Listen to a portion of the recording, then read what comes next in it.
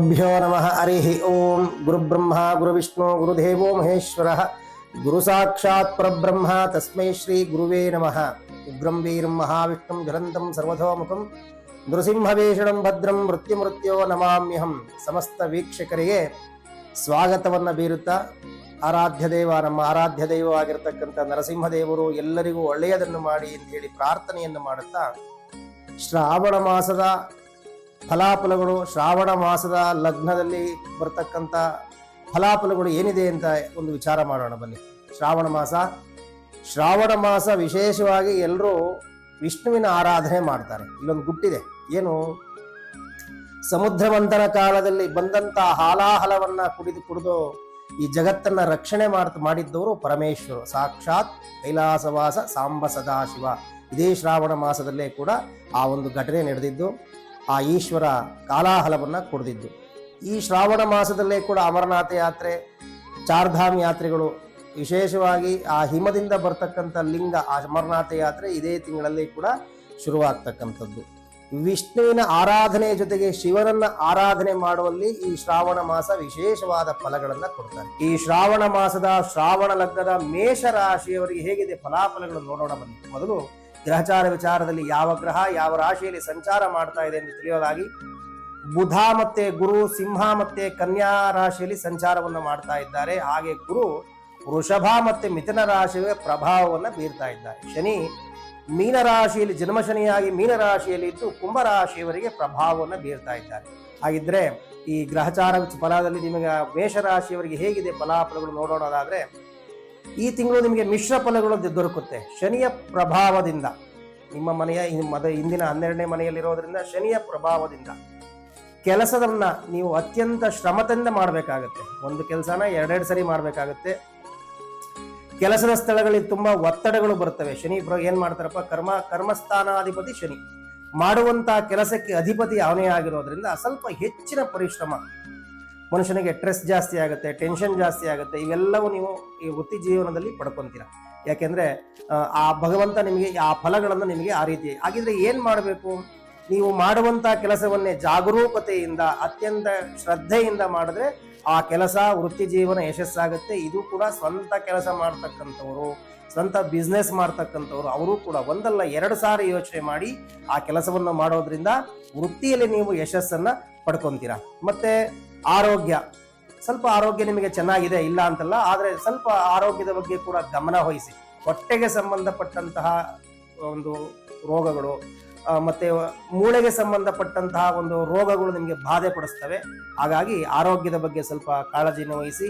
ಇನ್ನು ಕುಟುಂಬದ ವಿಚಾರಕ್ಕೆ ಬಂದರೆ ಬಹಳ ಸಂತೋಷದಿಂದ ಇರ್ತೀರಿ ಮೇಷರಾಶಿಯವರು. ಅವರು ಸ್ವಲ್ಪ ಸಮಯ ಕೊಡಿ, ಸಮರಸ್ಯದಿಂದ ಇರ್ತೀರಾ. ಅವರ ಮಾತನ್ನು ಸ್ವಲ್ಪ ಕೇಳಿಸ್ಕೊಳ್ಳಿ. ನೀವು ಅವರು ನಿಮ್ಮ ಮಾತನ್ನ, ಅವ್ರ ಮಾತನ್ನು ಕೂಡ ನೀವು ಕೇಳಿಸ್ಕೊಳ್ಳಿ, ಒಳ್ಳೆಯದಾಗುತ್ತೆ.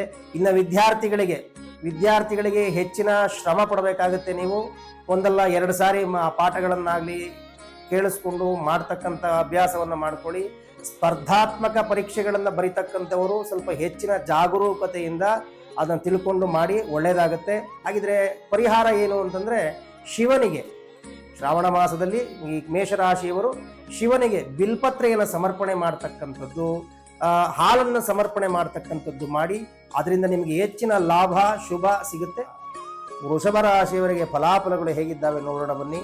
ಮೊದಲು ಗ್ರಹಚಾರ ವಿಚಾರದಲ್ಲಿ ಯಾವ ರಾಶಿಯಲ್ಲಿ ಯಾವ ಗ್ರಹ ಸಂಚಾರ ಮಾಡ್ತಾ ಇದೆ ಅಂತ ತಿಳಿಯಲಾಗಿ, ಬುಧ ಮತ್ತೆ ಗುರು ಸಿಂಹರಾಶಿಯಲ್ಲಿ ಸಂಚಾರವನ್ನು ಮಾಡುತ್ತಾ ಗುರು ವೃಷಭ ಮತ್ತೆ ಮಿಥುನ ರಾಶಿಯವರಿಗೆ ಪ್ರಭಾವವನ್ನು ಬೀರ್ತಾ ಇದ್ದಾರೆ.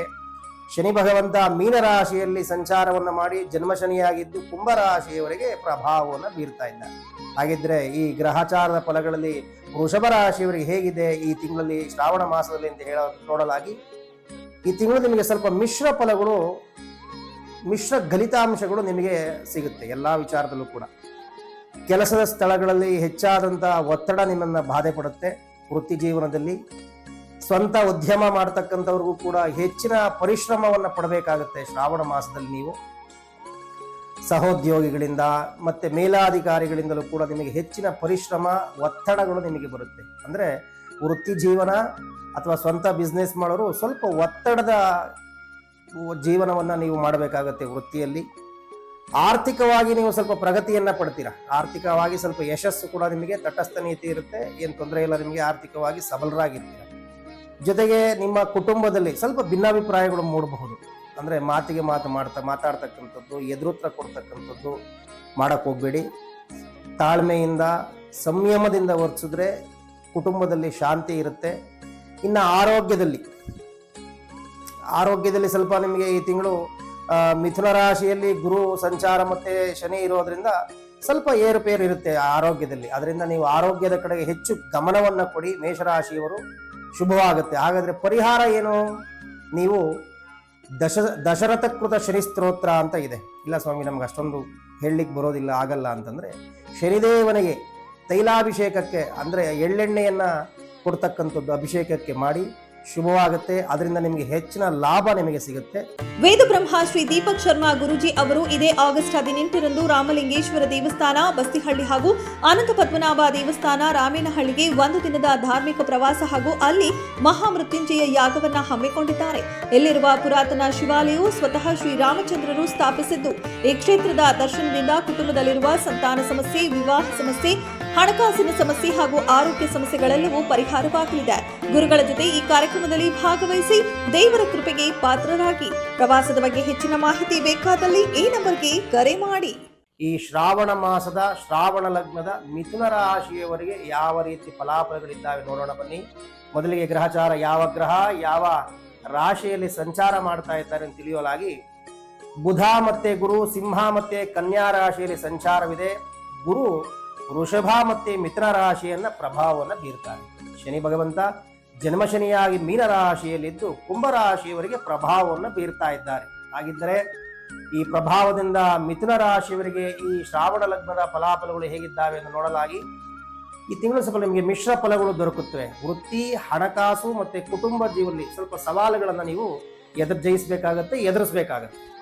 ವೃತ್ತಿ ಜೀವನದಲ್ಲಿ ಒತ್ತಡ, ನಿಮಗೂ ಕೂಡ ಒತ್ತಡ ಜಾಸ್ತಿ. ಏನಪ್ಪಾ ಅಂದ್ರೆ ಏನು ಒತ್ತಡ? ವೃತ್ತಿ ಜೀವನದಲ್ಲಿ ಸಹೋದ್ಯೋಗಿಗಳಿಂದ ನಿಮಗೆ ಸ್ವಲ್ಪ ಒತ್ತಡ ಬರ್ತದೆ. ಮೇಲಧಿಕಾರಿಯಿಂದ ಪ್ರಶಂಸೆ ಬರುತ್ತೆ, ಸಹೋದ್ಯೋಗಿಗಳಿಂದ ಒತ್ತಡ ಬರುತ್ತೆ. ನೋಡಿ ಹೇಗಿದೆ, ನಿಮ್ಮ ಮೇಲಧಿಕಾರಿಗಳು ನೀವು ವೃತ್ತಿ ಮಾಡ್ತಾ ನಿಮ್ಮ ಮಾಡುವಂಥ ಜಾಗದಲ್ಲಿ ಪರವಾಗಿಲ್ಲಪ್ಪ ಚೆನ್ನಾಗಿ ಕೆಲಸ ಮಾಡಿದ್ದೀಯಾ ಅಂತ ಹೇಳ್ತಾರೆ. ಆದರೆ ನಿಮ್ಮ ಪಕ್ಕದಲ್ಲಿರ್ತಕ್ಕಂಥ ಸಹೋದ್ಯೋಗಿಗಳಿಂದ ಅತಿ ಹೆಚ್ಚಿನ ಕೆಲಸವನ್ನು ನೀವು ಮಾಡಬೇಕಾಗುತ್ತೆ. ಅಂದರೆ ಒಂದು ಕೆಲಸವನ್ನು 2 ಸರಿ ಮಾಡಬೇಕಾಗುತ್ತೆ. ಮತ್ತೆ ಹಣಕಾಸಿನ ವಿಚಾರದಲ್ಲಿ ಆರ್ಥಿಕವಾಗಿ ನೀವು ಕೆಲವೊಂದು ನಿರ್ಧಾರಗಳನ್ನು ತಗೊಬೇಕಾದ್ರೆ ಹಣಕಾಸಿನ ವಿಚಾರದಲ್ಲಿ ಸ್ವಲ್ಪ ಎಚ್ಚರಿಕೆಯಿಂದ ಇರಬೇಕಾಗತ್ತೆ.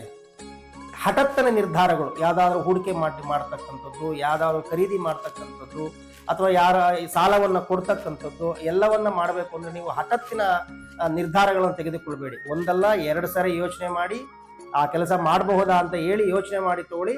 ಅದರಿಂದ ನಿಮಗೆ ಯಶಸ್ಸು ಸಿಕ್ಕುತ್ತೆ. ಕುಟುಂಬ ಸದಸ್ಯರಲ್ಲಿ ಸ್ವಲ್ಪ ಭಿನ್ನಾಭಿಪ್ರಾಯ ಉಂಟಾಗುತ್ತೆ. ಯಾಕೆಂದ್ರೆ ಶನಿ ಪ್ರಭಾವದಿಂದ ಕುಟುಂಬ ಸದಸ್ಯರಲ್ಲಿ ಸ್ವಲ್ಪ ಭಿನ್ನಾಭಿಪ್ರಾಯ ಉಂಟಾಗುತ್ತೆ. ಅದರಿಂದ ನೀವೇನ್ ಮಾಡಬೇಕು, ಸ್ವಲ್ಪ ಸಂಯಮದಿಂದ ವರ್ತಿಸಬೇಕು. ಹಠಾತ್ತಾಗಿ ಅವರು ಹೇಳಿದ್ದಕ್ಕೆ ಮಾತಿಗೆ ಮಾತು ಕೊಟ್ಟು ವಾದ ವಿವಾದಗಳನ್ನು ಮಾಡ್ಕೊಳ್ಳದಲೇ ಸ್ವಲ್ಪ ಸಂಯಮದಿಂದ ವರ್ತಿಸಿದ್ರೆ ನಿಮ್ಮ ಕುಟುಂಬ ಸದಸ್ಯರಿಂದ ಅವಕಾಶ, ಅವ್ರಿಗೆ ವಿಶೇಷವಾಗಿ ಅವ್ರಿಗೊಂದು ಅವಕಾಶ, ಅವ್ರ ಜೊತೆ ಇರ್ತಕ್ಕಂಥ ಒಂದು ಸಮಯವನ್ನ ಕಳೆದ್ರೆ ಅದನ್ನು ನಿಮಗೆ ಯಶಸ್ಸನ್ನ ಪಡ್ಕೊಂತೀರ. ಇನ್ನು ಆರೋಗ್ಯದ ಬಗ್ಗೆ ಜೀವನ ಶೈಲಿ ನೀವು ಸ್ವಲ್ಪ ಆರೋಗ್ಯದ ಜೀವನ ಶೈಲಿ ನಾನು ಅನುಸರಿಸ್ಕೊಡಿ. ಯಾಕೆಂದ್ರೆ ಇನ್ ಟೈಮ್ ನೀವು ತಿನ್ನಲ್ಲ, ಸರಿಯಾಗಿರ್ತಕ್ಕಂಥ ಆಹಾರ ಪದ್ಧತಿಯನ್ನು ನೀವು ಬಿಟ್ಬಿಟ್ಟಿರ್ತೀರ, ಅದರಿಂದ ಆರೋಗ್ಯ ಸಮಸ್ಯೆ ಬರುತ್ತೆ. ಹಾಗಾಗಿ ನೀವು ಆರೋಗ್ಯಕರವಾಗಿರ್ತಕ್ಕಂಥ ಆಹಾರ ಪದ್ಧತಿ, ಏನು ಆರೋಗ್ಯಕರವಾದ ಸರಿಯಾದ ಸಮಯದಲ್ಲಿ ತಿಂತಕ್ಕಂಥದ್ದು, ಮನೆಯ ಆಹಾರವನ್ನು ನೀವು ತಿಂತಕ್ಕಂಥದ್ದು, ಈ ರೀತಿಯಾಗಿ ಮಾಡಿಕೊಂಡ್ರೆ ಆರೋಗ್ಯದಲ್ಲಿ ನೀವು ಯಶಸ್ಸನ್ನ ಸ್ವಲ್ಪ ಆ ಆರೋಗ್ಯದ ಬಗ್ಗೆ ಗಮನವನ್ನು ಕೊಡ್ತೀರಿ. ಹಾಗಿದ್ರೆ ಪರಿಹಾರ ಏನು ಶ್ರಾವಣ ಮಾಸದಲ್ಲಿ ಅಂತಂದ್ರೆ, ನೀವು ಶನಿದೇವರನ್ನ ಪ್ರಾರ್ಥನೆ ಮಾಡಿ, ಆಂಜನೇಯ ಸ್ವಾಮಿಯವರಿಗೆ ತುಳಸಿಯನ್ನ ವಿಳೆದೆಲೆ ಅಥವಾ ತುಳಸಿ ಯಾವುದಾದ್ರೂ ಒಂದನ್ನು ಕೊಟ್ಟು ಪ್ರಾರ್ಥನೆ ಮಾಡಿ, ಅದರಿಂದ ಹೆಚ್ಚಿನ ಲಾಭವನ್ನು ನೀವು ಗಳಿಸ್ತೀರಾ.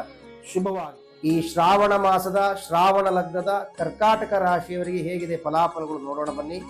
ಮೊದಲಿಗೆ ಗ್ರಹಸ್ಥಾನ, ಯಾವ ರಾಶಿ ಯಾವ ಗ್ರಹ ಸಂಚಾರವಿದೆ ಅಂತ ತಿಳ್ಕೊಳ್ಳೋದಾಗಿ, ಬುಧ ಮತ್ತೆ ಗುರು ಸಿಂಹ ಮತ್ತೆ ಕನ್ಯಾ ರಾಶಿಯಲ್ಲಿ ಸಂಚಾರವನ್ನ ಮಾಡ್ತಾ ಇದ್ದಾರೆ. ಹಾಗೆ ಗುರು ವೃಷಭ ಮತ್ತು ಮಿಥುನ ರಾಶಿಯವರಿಗೆ ಪ್ರಭಾವವನ್ನು ಬೀರ್ತಾ ಇದ್ದಾರೆ.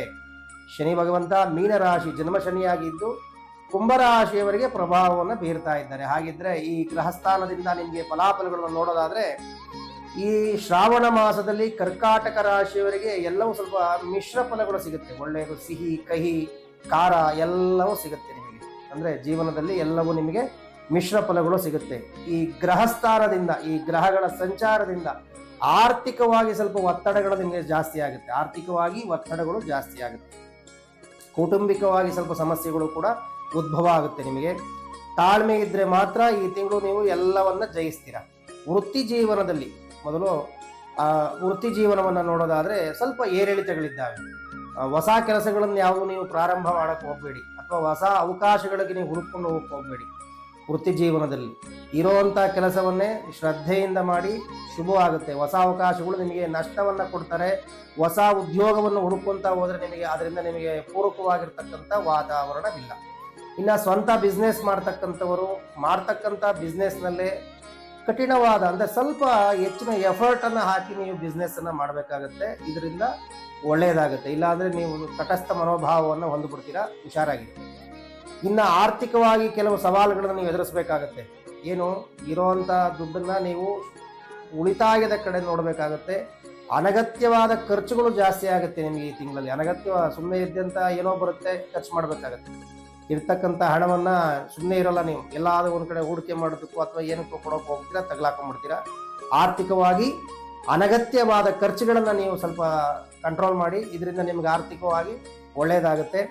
ಇನ್ನು ಆರೋಗ್ಯದ ದೃಷ್ಟಿಯನ್ನು ನೋಡೋದಾದರೆ, ಆರೋಗ್ಯದಲ್ಲಿ ನಿಮಗೆ ಈ ತಿಂಗಳಲ್ಲಿ ಹೃದಯ ಸಂಬಂಧವಾದಂಥ ಕೆಲವೊಂದು ಸಮಸ್ಯೆಗಳು ಉದ್ಭವ ಆಗ್ತದೆ. ಹುಷಾರಾಗಿರಿ. ಅಂದರೆ ಜಾಸ್ತಿ ಟೆನ್ಷನ್ ತೊಗೊಂಡ್ರೆ, ಒತ್ತಡಗಳನ್ನು ತೊಗೊಂಡ್ರೆ ಏನಾಗುತ್ತೆ, ಆರೋಗ್ಯವಾಗಿ ಕೆಟ್ಟೋಗುತ್ತೆ. ಹಾಗಾಗಿ ನಿಮಗೆ ಹೃದಯ ಸಂಬಂಧವಾದಂಥ ಕೆಲವೊಂದು ಸಮಸ್ಯೆಗಳು ಬರ್ತವೆ. ಅದರಿಂದ ನೀವು ಹುಷಾರಾಗಿರಿ, ಎಚ್ಚರಿಕೆಯಿಂದ ಇರಿ.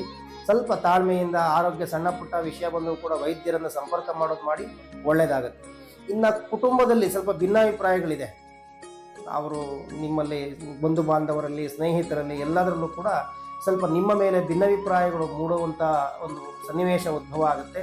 ಅವಾಗ ನೀವು ಸ್ವಲ್ಪ ತಾಳ್ಮೆಯಿಂದ, ಅವ್ರಿಗೆ ಏನಾದರೂ ಹೇಳಿದ್ರೆ ಸ್ವಲ್ಪ ತಾಳ್ಮೆಯಿಂದ ನೀವು ಮಾತನ್ನು ಕೊಡೋದು, ಅವರ ಹತ್ರ ವ್ಯವಹರಿಸೋದು ಮಾಡಿದ್ರೆ ಇದರಿಂದ ಒಳ್ಳೆಯದಾಗುತ್ತೆ. ಇಲ್ಲ ನಾವು ಅವರು ಮಾತಾಡಿದಾಗೆ ನಾವು ಹೋಗ್ತೇವೆ ಅವ್ರ ವಿರುದ್ಧವಾಗಿ ಅಂತಂದರೆ ಸ್ವಲ್ಪ ನಿಮಗೆ ಕಷ್ಟಕರವಾಗುತ್ತೆ. ಹಾಗಾಗಿ ಕೌಟುಂಬಿಕವಾಗಿ ಸ್ನೇಹಿತರ ಹತ್ರ, ಬಂಧು ಬಾಂಧವರ ಹತ್ರ ಸಂಯಮದಿಂದ ವರ್ತಿಸಿ, ನಿಮಗೆ ಒಳ್ಳೆಯದಾಗುತ್ತೆ. ಹಾಗಿದ್ರೆ ಹೆಚ್ಚಿನ ಫಲಾಫಲಗಳು ಸಿಗಬೇಕು ಅಂದರೆ ಏನು ಮಾಡಬೇಕಪ್ಪ, ಈ ತಿಂಗಳು ಸ್ವಲ್ಪ ತಾಳ್ಮೆಯಿಂದ ಇರಬೇಕು, ಹೊಸ ಅವಕಾಶಕ್ಕಾಗಿ ಕಾಯಬೇಕು. ಹಾಗೆ ಮಹಾಲಕ್ಷ್ಮಿಯನ್ನು ಪ್ರಾರ್ಥನೆ ಮಾಡಿ ಆರ್ಥಿಕವಾಗಿರ್ತಕ್ಕಂಥ ಬಂದಂಥ ಕಷ್ಟವನ್ನು ನಿವಾರಣೆ ಮಾಡ್ತಾರೆ.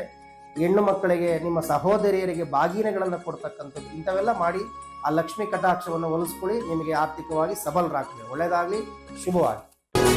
ಸುದ್ದಿ 18 ಸದಾ ನಿಮ್ಮೊಂದಿಗೆ.